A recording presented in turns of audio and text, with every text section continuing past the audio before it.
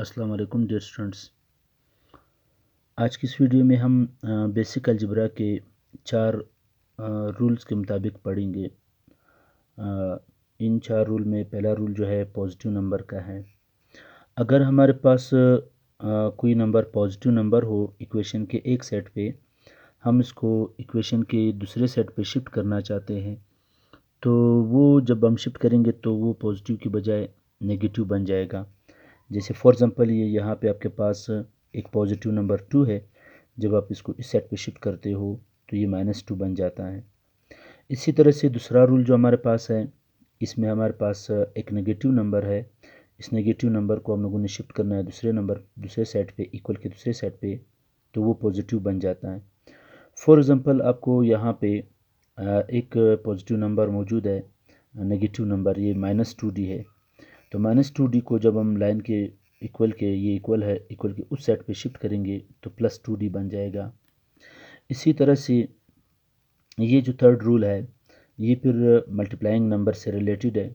अगर आपके पास 2 नंबर हो और वो आपस में मल्टीप्लाई हो रहे हो, तो आपने इसको शिफ्ट करना हो, उसमें से किसी एक को शिफ्ट करना हो दूसरे सेट पे, तो वो जो मल्टीप्लाइंग नंबर है वो शिफ्ट होकर के डिवाइड में चला जाता है। और ये जो मल्टीप्लाई डिवाइड में कन्वर्ट हो जाता है, बज़ाहिर हम इक्वेशन में कोई डिवाइड लिखते नहीं है, हम उस डिवाइड की जगह लाइन लिखते हैं और उसके अपॉन में कोई चीज़ लिखते हैं। यानी जैसे आपको नज़र आ रहा है X Y is equal to Z, तो अब हमें अगर वाई को सेपरेट करना है तो एक्स को उस सेट पे शिफ्ट करना है। एक्स और वाई के दरमियान कुछ भी मौजूद नहीं है। जब कुछ मौजूद नहीं है तो इसका मतलब है ये मल्टीप्लाई हो रहा है। तो ये मल्टीप्लाइंग नंबर एक्स जो है जब वहाँ पे शिफ्ट हो जाएगा, जैसे वहाँ पे दिखाया गया है, तो ये अपॉन में चला जाता है। तो इसका मतलब है ये एक्स अपॉन में आ गया, तो ये डिवाइड हो गया। इन तमाम रूल को हम अलजेब्रा में या न्यूमेरिकल्स में हम तब इस्तेमाल करते हैं जहाँ हमें कोई अननोन वैल्यू फाइंड आउट करनी होती है। अब अगले एग्जांपल में देखें, यहाँ पे फोर्थ रूल जो हमारे पास है, तो इस फोर्थ रूल में हमारे पास डिवाइडिंग नंबर है, उसको हम दूसरे सेट पे शिफ्ट करेंगे तो वो मल्टीप्लाई हो जाएगा। जैसे आपको नज़र आ रहा है यहाँ पे आपके पास है 3r upon s is equal to Q. जो नंबर अपॉन में होता है वो डिवाइड हो रहा होता है, और डिवाइडिंग नंबर जब दूसरे सेट पे चला जाता है तो वो मल्टीप्लाई हो जाता है। जैसे आपको यहाँ पे दिखाया गया, ये डिवाइडिंग नंबर है, जब उस सेट पे चला जाएगा तो मल्टीप्लाई हो जाएगा। अलजेब्रा मैथमेटिक्स में हम कोई टेबल पढ़ते नहीं है, तो मल्टीप्लाई करने के लिए बस सिर्फ इस नंबर को उठा करके, इस वेरिएबल को उठा करके उसके साथ लिख लो। यानी इसको हम लोगों ने यहाँ से शिफ्ट कर दिया, वहाँ पे शिफ्ट कर दिया, तो 3r अपने जगह पे आ गया। ये जो s यहाँ पे लाइन के नीचे था, ये डिवाइड हो रहा था, जब उस सेट पे चला गया तो ये मल्टीप्लाई हो गया।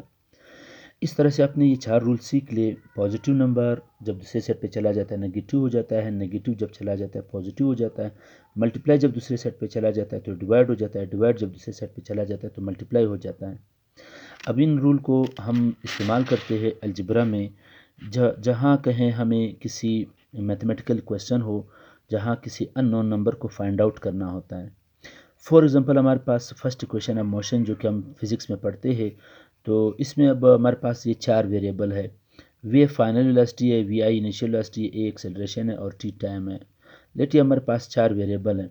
अब अगर हमें किसी न्यूमेरिकल में पूछा जाता है कि ए मालूम करो, तो ए को मालूम करने के लिए हमें ए को सेपरेट करना होता है।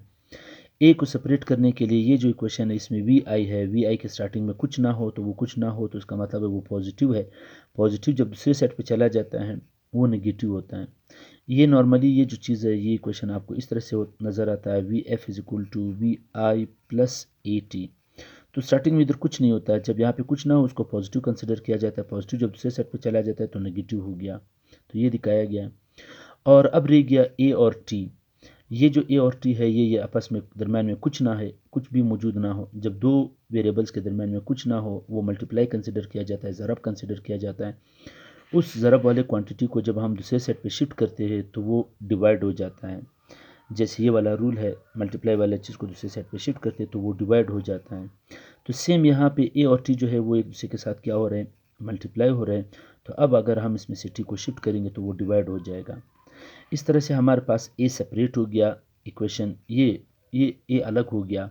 अब अगर आपके पास ये वाले वैल्यूज़ नॉन हो तो आप इसके ज़रिए वाला वैल्यू मालूम कर सकते हैं। ये वाले जब हम फिर न्यूमेरिकल सॉल्व करेंगे उसमें भी बता दूंगा। अब हमारे पास जो चीज़ फाइंड आउट हो गया, जो चीज़ सेपरेट हो गया, अलग हो गया, उसको आमतौर पर हम लेफ्ट साइड पे लिखते हैं, तो हम इसको इधर लिखेंगे, ये पूरी चीज़ इस साइड पे लिखेंगे। इसकी एनालॉजी इस तरह से, जैसे एक तराजू, उसमें एक साइड पे लोहे का बना हुआ बाट हो और दूसरे साइड पे 3 अनार हो।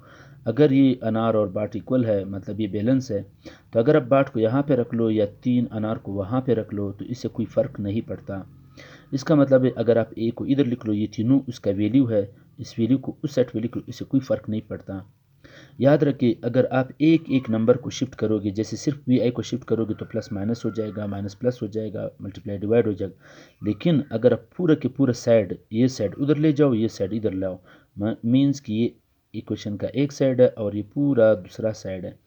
अगर आप इस पूरे नंबर को उधर शिफ्ट करो, इसको इधर शिफ्ट करो, तो इससे कोई फ़र्क नहीं पड़ता, फिर हमें प्लस माइनस वाले रूल अप्लाई नहीं करने होते हैं। उम्मीद है कि ये वीडियो आपको समझ आए होंगे, इसमें जो आपके पास रूल है, ये रूल आपको समझ आए होंगे। अगर आपको ये वीडियो पसंद आई हो तो चैनल को सब्सक्राइब कीजिए, लाइक कीजिए, कमेंट्स कीजिए। Thank you. अल्लाह हाफिज़।